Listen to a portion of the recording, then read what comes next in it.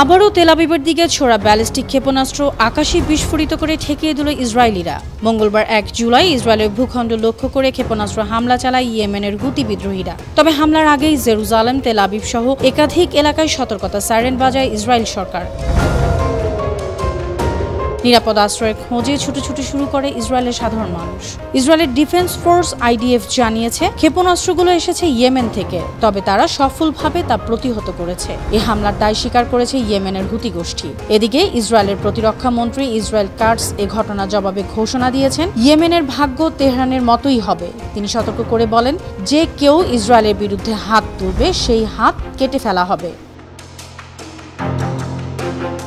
গেল মাসে ইরানে পারমাণবিক ও সামরিক স্থাপনায় 12 দিনের হামলা চালানো হয়েছিল। কাটস জানান, সেই হামলার মতোই ইয়েমেনেও কঠোর অভিযান চালানো হবে। তিনি আরও বলেন, তেহরানের সাপের মাথায় আঘাত করার পরে এবার আমরা ইয়েমেনেও হুতিদের আঘাত করব।